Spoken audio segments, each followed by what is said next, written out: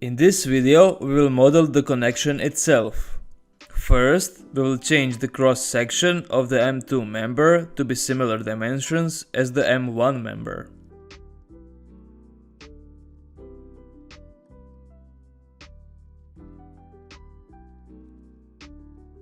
Connection elements are added through new manufacturing operation command.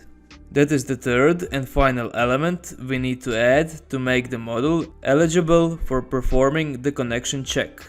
Within manufacturing operations, we have bolts, welds, plates, stiffeners, ribs, openings, cuts, etc. Let's model this simple beam-to-column connection. The first step is to cut the top of the column according to the lower edge of the beam, for which we will use the cut command. In the settings on the right, we have the parameters for the selected operation. For the cut operation, I first select which element I want to cut. In this case, it's a column, and after that, I need to select with which element I want to cut it with. That is a beam. Depending on your preferences, you can select another cutting method. We can also select the cutting plane and the direction of a cut. It can be parallel or perpendicular to the beam. We can also define the offset from the beam. Now we finished cutting the column. The beam will be cut in the process of adding the end plate, so let's add it. We right click on Operations, New Operation, and choose the end plate icon. We also must choose the grade and the assembly of the bolts. The plate is automatically placed in the correct position, a position where the beam connects to the flange of the column. In the properties, we can change the plate material, plate thickness, type of connection to the flange of the column, and finally the plate dimensions. The dimensions can be specified in accordance to the profile of the beam, symmetrical or asymmetrical, or in circular or rectangular shape. Now we will set the numerical dimensions and then explain what each number means.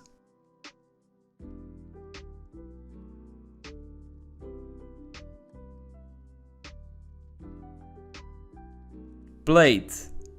Top. Distance between flange of the beam to the top edge of the plate. Left.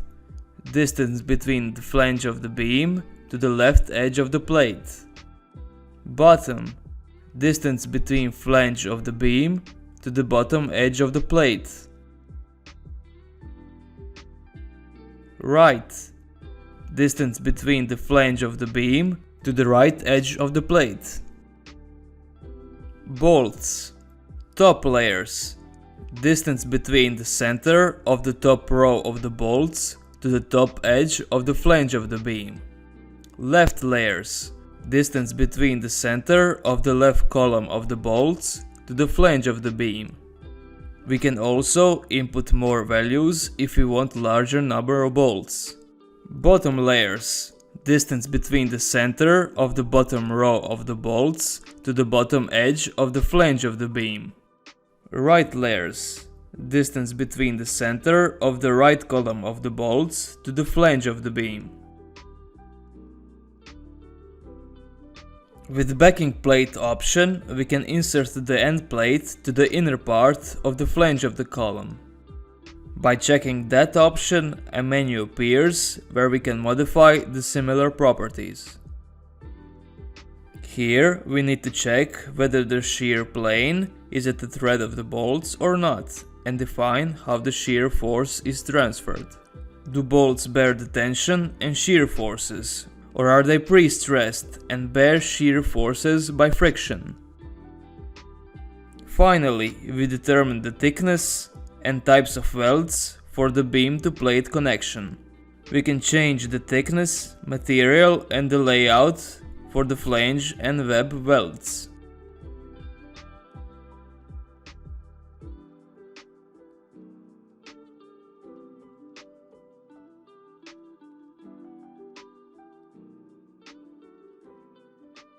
At the end, we will add stiffeners to the column using the stiffener command.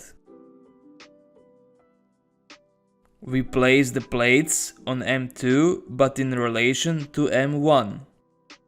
In the position menu, we can choose the different types of positions for stiffening plates. Positioning in this menu is regarding to the beam. Here we choose the material and the thickness of the stiffeners. And in the location menu, we choose the position of stiffening plates in regards to the column. The next options are similar to the ones we mentioned before.